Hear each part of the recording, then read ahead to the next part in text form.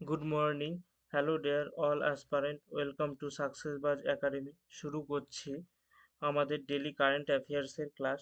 প্রতিদিন সকাল 7টায় আমরা এই ক্লাসে আলোচনা করি এক্সাম ওরিয়েন্টেড গুরুত্বপূর্ণ কারেন্ট অ্যাফেয়ার্স, বিশেষ করে ওয়েস্ট বেঙ্গল এক্সামগুলোকে ফোকাস করে, এবং তার সঙ্গে করি এমসিকিউ।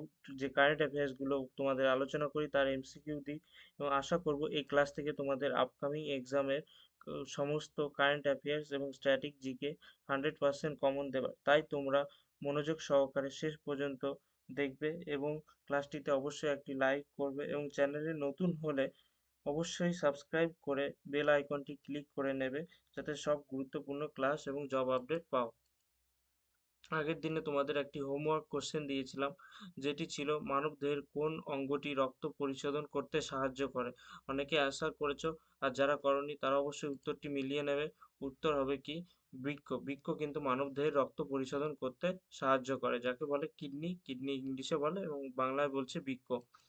তো সাকসেসবাজ একাডেমিতে তোমরা ডেলি ক্লাসে পেতে চলেছো general studies, current affairs, mathematics, English, reasoning. এই ক্লাসগুলো কিন্তু সম্পূর্ণ নতুন সিলেবাস, এবং সম্পূর্ণভাবে যে তোমাদের upcoming WB, SSC group C, group D, তার এক্সাম, তার সিলেবাসগুলো কিন্তু ওরিয়েন্টেড করে করানো হয়, এবং পিওয়াই কিউগুলোকে লক্ষ্য করে কিন্তু তোমাদের ক্লাসগুলো করানো হয়। খুবই গুরুত্বপূর্ণ ক্লাস। এগুলো পেতে তোমরা অবশ্যই চ্যানেলটিকে সাবস্ক্রাইব করে নেবে।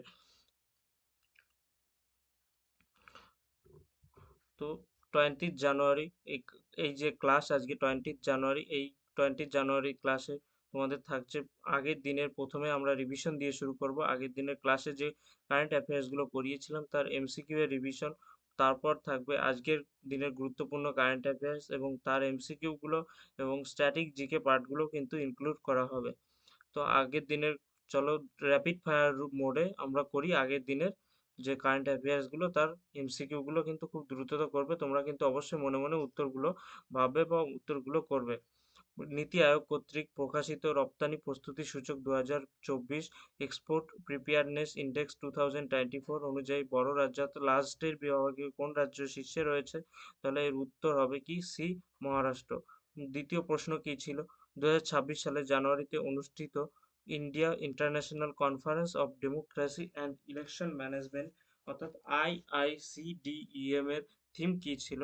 এর থিম ছিল সি, অর্থাৎ একটি অন্তর্ভুক্তিমূলক, শান্তিপূর্ণ, স্থিতিস্থাপক এবং টেকসই বিশ্বের জন্য গণতন্ত্র। এটা কিন্তু থিম ছিল 2026 সালের যে India international conference on democracy and election management, যাকে সংক্ষেপে বলছে আইআইসিডিইএম এর থিম। মনে রাখবে, গুরুত্বপূর্ণ। পরবর্তী প্রশ্ন, সম্প্রতি এনএইচএআই কোন তারিখ পর্যন্ত ক্লিন টয়লেট পিকচার চ্যালেঞ্জ উদ্যোগটির মেয়াদ বৃদ্ধি করেছে? কোন তারিখ পর্যন্ত বৃদ্ধি করেছে? তাহলে উত্তর কি হবে? 30শে জুন 2026 পর্যন্ত কিন্তু বৃদ্ধি হয়েছে। পরবর্তী প্রশ্ন ছিল 2026 সালের আগস্টে ভারতের কোন শহরে university of New South Wales তাদের নতুন ক্যাম্পাস চালু করতে চলেছে? উত্তর কি হবে? গ, অর্থাৎ বেঙ্গালুরু। পরবর্তী প্রশ্ন ছিল 2026 সালের ফিফা বিশ্বকাপ ট্রফিতে ভারতের কোন দুটি শহর প্রদর্শিত হয়েছে? ফিফা বিশ্বকাপ ট্রফি কিন্তু এটা 30টি দেশে এর মধ্যে প্রদর্শিত হবে, 30টি দেশে কিন্তু ঘুরে ঘুরে প্রদর্শিত হবে। তা ভারতে এসেছিল, ভারতের কোন শহরে প্রদর্শিত হয়েছে? হচ্ছে দিল্লি ও গুয়াহাটিতে। 2026-এর ফিফা বিশ্বকাপ কারা আয়োজক দেশ? হচ্ছে তিনটি দেশ যৌথভাবে আয়োজন করছে, মার্কিন যুক্তরাষ্ট্র, কানাডা এবং মেক্সিকো। এই তিনটি দেশের নাম কিন্তু মনে রাখবে, যে আয়োজন করছে মার্কিন যুক্তরাষ্ট্র, কানাডা এবং মেক্সিকো। এটি হবে ইতিহাসে প্রথম বিশ্বকাপ যেখানে 48টি দল অংশগ্রহণ করবে। এটা অবশ্যই মনে রাখবে, কারণ এটা দলের চেঞ্জ হচ্ছে, আগে 36টি ছিল, এখন 48টি হচ্ছে। অতএব এটা কিন্তু পরীক্ষার জন্য খুবই গুরুত্বপূর্ণ, যে আসতে পারে এবার কতগুলো দল অংশগ্রহণ করবে। তা উত্তর তখন হবে 48টি। এই কোশ্চেন কিন্তু আগে একটি পরীক্ষায় এসছে, আমি দেখেছি। পরবর্তী প্রশ্ন ছিল, জুবায়ের জালসি তার কোন চলচ্চিত্রের জন্য 1 ট্রিলিয়ন ডলার ডলারের পুরস্কার পেয়েছেন? এটি ছিল একটি শর্ট ফিল্ম, যার উত্তর হচ্ছে লিলি, অর্থাৎ লিলি একটি শর্ট ফিল্ম, এবং সম্পূর্ণ এআই দিয়ে তৈরি কিন্তু একটা ফিল্ম ছিল। সম্প্রতি অর্থমন্ত্রক ডিএফএস, অর্থাৎ ডিপার্টমেন্ট অফ ফিনান্সিয়াল সার্ভিস বিভাগে সিজিএইচএস উপভোক্তাদের জন্য কোন নতুন ঐচ্ছিক স্বাস্থ্য বীমা চালু করেছে? কোনটা হবে উত্তর? উত্তর হবে কি? খ, পরিপূর্ণ মেডিক্লেম আয়ুষ বীমা। তো আমাদের অগ্নি পরীক্ষা ব্যাচ, এই ব্যাচে কিন্তু তোমাদের থাকছে পার্সোনালিটি এবং body language, advance interview question এবং তার analysis, current affairs, mock interview, ethics এবং কনফিডেন্স, এবং এইগুলো কিন্তু সম্পূর্ণ ফ্রিতে তোমাদের প্রথম কিছু ক্লাস তোমাদের গায়ে দেওয়া হচ্ছে। তো এই সম্পূর্ণ ফ্রি প্রথম কিছু ক্লাস পেতে অবশ্যই নিচে দেওয়া নাম্বারগুলোতে যোগাযোগ করো ডিটেলস নেওয়ার জন্য। প্রথমে তোমাদের কিন্তু ডেমো ক্লাস, কিছু ক্লাস কিন্তু ফ্রিতে দেওয়া হবে। ফ্রি ক্লাসগুলো তোমরা দেখে নিতে পারো, তারপর তোমরা অ্যাডমিশন নেবে না হয়, সেই জন্য তোমরা নিচের দেওয়া নাম্বারগুলো অতি সত্ত্বর যোগাযোগ করো। এবং আমাদের চ্যানেলে কিন্তু ইতিমধ্যে দিয়ে দিয়েছে তোমাদের ইন্টারভিউয়ের ডেট, অতএব তোমরা দেরি না করে অবশ্যই কিন্তু খুব দ্রুততায় এই নাম্বারগুলো দেওয়া যোগাযোগ করো। পরবর্তী আজকের প্রথম কারেন্ট অ্যাফেয়ার্স হচ্ছে অন্ধ্রপ্রদেশের ঐতিহ্যবাহী মহিলাদের সুতি বস্ত্র, যাকে বলছে পুন্দুরু খাদি, জিআই ট্যাগ লাভ করলো। এই জিআই ট্যাগ কিন্তু আগেও অনেক পরীক্ষায় মানে প্রায়ই আসে এবং ভবিষ্যতেও আসবে তোমাদের পরীক্ষায়, তাহলে এটা মনে রাখছো। পুন্দ্র খাদি জিআই ট্যাগ লাভ করেছে, এটা কোথাকার? অন্ধ্রপ্রদেশের পুন্দ্র khadi gets GI global tag.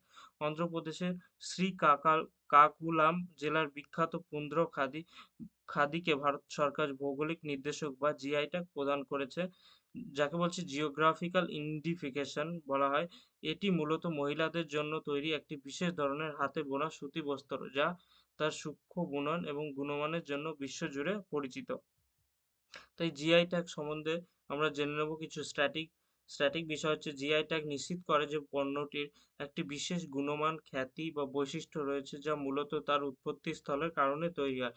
মানে কোনো একটা নির্দিষ্ট স্থানে, অর্থাৎ এলাকা, কিন্তু বিশেষ করে এলাকা ভেদে যদি কোনো একটা নির্দিষ্ট জিনিসের যে বৈশিষ্ট্যগুলো থাকে, সেই জন্য সেই অঞ্চলকে লক্ষ্য করে কিন্তু এই জিআই ট্যাগ দেওয়া হয়।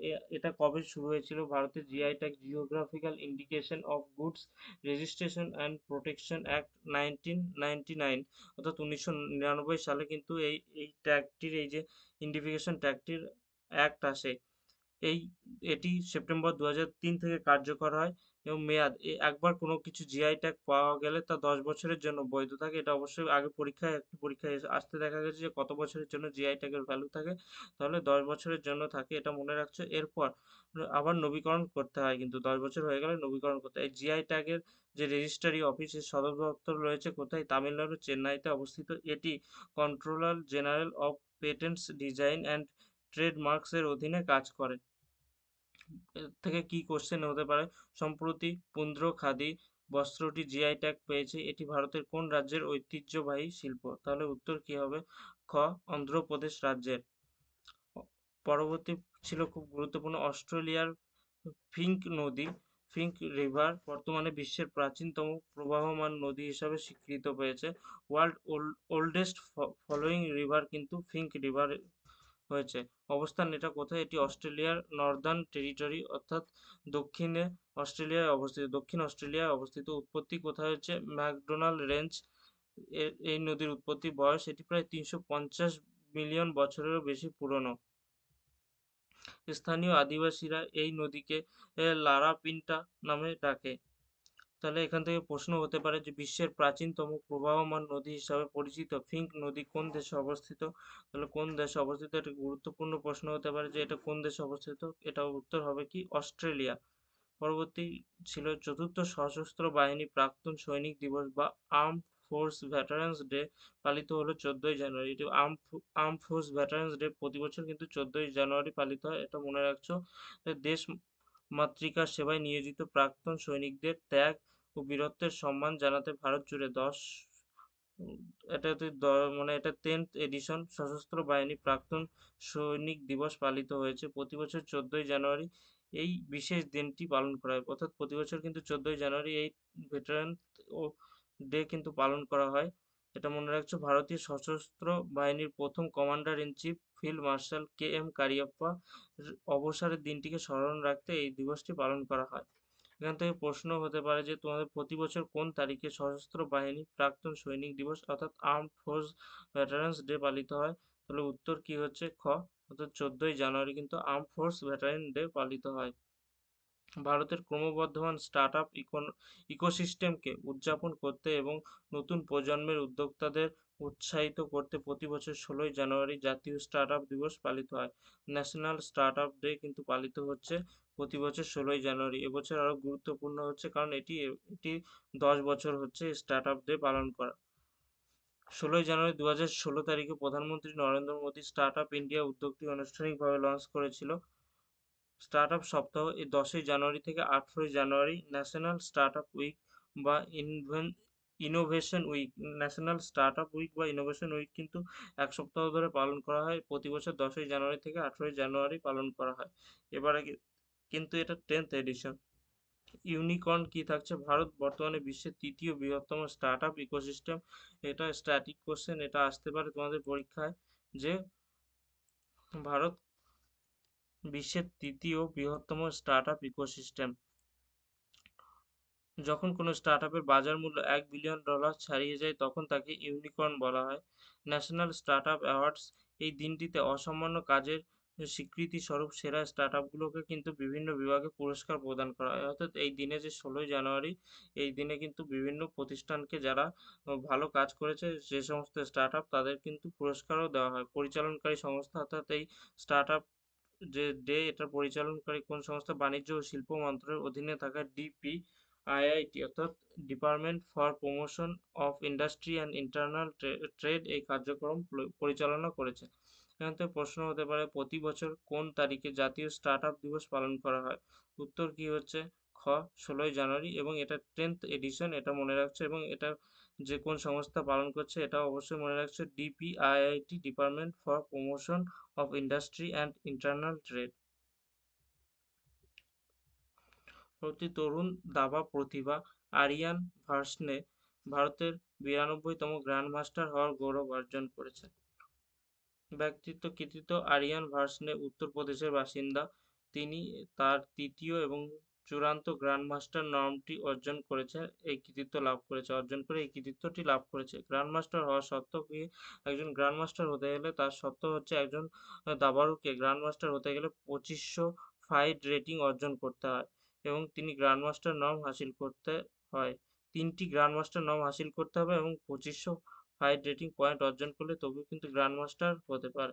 ভারতের প্রথম গ্র্যান্ড মাস্টার ছিলেন কিংবদন্তি বিশ্বনাথ আনন্দ, যিনি 1988 সালে ভারতের প্রথম গ্র্যান্ড মাস্টার হয়েছিলেন। আর হচ্ছে এখান থেকে সবচাইতে গুরুত্বপূর্ণ যে সর্বকনিষ্ঠ গ্র্যান্ড মাস্টার কে ছিলেন? ভারতের ডি গুকেশ।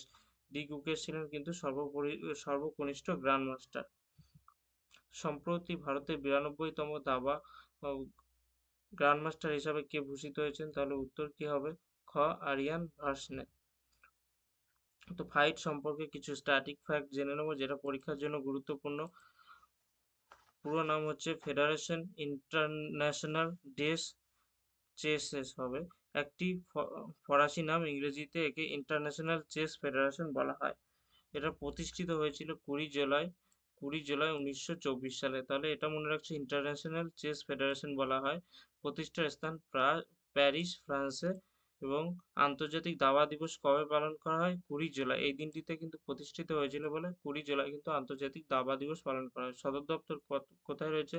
লুজান, সুইজারল্যান্ডে। বর্তমান প্রেসিডেন্ট কে আছে?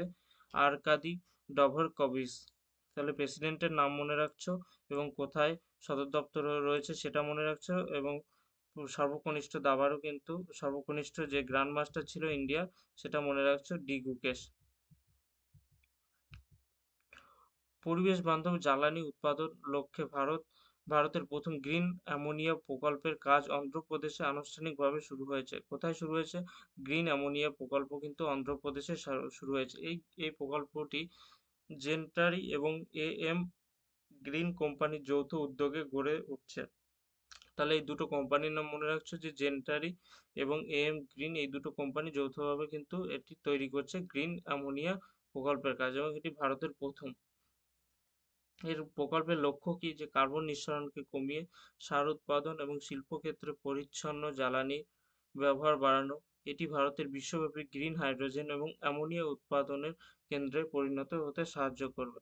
এর অবস্থান কোথায় রয়েছে? এর অবস্থান মনে রাখছো, যে এর অবস্থান রয়েছে অন্ধ্রপ্রদেশের কাকিনাড়াতে। অন্ধ্রপ্রদেশের কাকিনাড়া শহরে হচ্ছে উৎপাদন ক্ষমতা, এই প্ল্যান্টটির লক্ষ্য হলো 2030 সালের মধ্যে 5 মিলিয়ন টন গ্রিন অ্যামোনিয়া উৎপাদন করবে। এই প্রকল্পটি ভারত সরকারের আর কি ন্যাশনাল গ্রিন হাইড্রোজেন মিশনের কিন্তু অন্তর্গত এই প্রকল্পটি। তাহলে ভারত সরকারের প্রথম গ্রিন অ্যামোনিয়া প্রকল্পটি কোন রাজ্যে শুরু হয়েছে?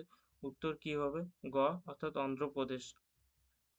প্রতি আইপিএস অফিসার প্রবীণ বশিষ্ঠ 16 জানুয়ারি 2026 তারিখে সেন্ট্রাল ভিজিলেন্স কমিশন এর শপথ গ্রহণ করেছে। সেন্ট্রাল ভিজিলেন্স কমিশনার হিসাবে শপথ গ্রহণ করেছেন কে? প্রবীণ বশিষ্ঠ। তাহলে সংস্থার নাম কি? Central vigilance commission, CVC. 2003 সালের আইন অনুযায়ী কমিশনে একজন সেন্ট্রাল ভিজিলেন্স কমিশনার এবং সর্বাধিক দুইজন ভিজিলেন্স কমিশনার থাকবে। নিয়োগ প্রক্রিয়া প্রধানমন্ত্রী এর আর কি প্রধানমন্ত্রী, চেয়ারম্যান, স্বরাষ্ট্রমন্ত্রী এবং লোকসভার বিরোধী দলের নেতার সমন্বয়ে গঠিত একটি উচ্চ পর্যায়ের কমিটির সুপারিশে রাষ্ট্রপতি এই নিয়োগ প্রদান করে। তোমরা শুধু মনে রাখছো রাষ্ট্রপতি কিন্তু এই নিয়োগ প্রদান করে। কার্যকাল কত হয়? এই মেয়াদের জন্য 4 বছর অথবা বয়স 65, যেটা আগে হবে সেটা কিন্তু কার্যকাল হবে। তাহলে সম্প্রতি কে সেন্ট্রাল ভিজিলেন্স কমিশন এর নতুন ভিজিলেন্স কমিশনার হিসাবে শপথ নিয়েছেন? কে? উত্তর হবে প্রবীণ বশিষ্ঠ। এটা হচ্ছে তোমাদের হোমওয়ার্ক। ভারতের সংবিধান কবে গৃহীত হয়েছিল? এটা অবশ্যই কমেন্ট বক্সে এর উত্তরটি জানাবে। আর আজকে স্ট্যাটিক পার্টে থাকছে উত্তরপ্রদেশ, ক্যাপিটাল হচ্ছে Lucknow, chief minister Yogi Adityanath, governor জানো আনন্দীবেন প্যাটেল। ন্যাশনাল পার্ক রয়েছে একটি মাত্র, ন্যাশনাল পার্ক রয়েছে দুধওয়া। টাইগার রিজার্ভ কি রয়েছে? দুধওয়া, পিলিভিত, আমানগড় এবং রানীপুর। আর ওয়াইল্ড লাইফ সেঞ্চুরি আছে কিন্তু অনেকগুলো। এই ওয়াইল্ড লাইফ সেঞ্চুরির নামগুলো কিন্তু তোমরা মনে রাখবে, যে কি আছে? কাটারনিয়া ঘাট, হস্তিনাপুর, কৃষ্ণাপুর, তারপর আছে মহাবীর স্বামী, রানীপুর, তারপর আছে চন্দ্রপ্রভা, কাইমুর, শোলে। এগুলো কিন্তু ন্যাশনাল পার্ক রয়েছে। এই ন্যাশনাল পার্কগুলোর নাম মনে রাখছো, বিশেষ করে এখান থেকে মনে রাখছো টাইগার রিজার্ভ, দুধুয়া, পিলিভিত, আমানগড় এবং রানীপুর। এবং ন্যাশনাল পার্ক, একটি মাত্র ন্যাশনাল পার্ক রয়েছে দুধুয়া। তো থ্যাংক ইউ পুরো সেশনটা দেখার জন্য। আজকের ক্লাসটি এখানে শেষ করছি। ক্লাসটি কেমন লাগলো অবশ্যই জানাবে কমেন্টে, আর অবশ্যই হোমওয়ার্কের অ্যান্সারগুলো কমেন্টে জানাবে। এবং নেক্সট ক্লাসে তোমাদের সাথে আবার দেখা হচ্ছে। ততক্ষণ পর্যন্ত ভালো থাকবে, সুস্থ থাকবে আর জমিয়ে প্রিপারেশন করবে। Take care. জয় হিন্দ।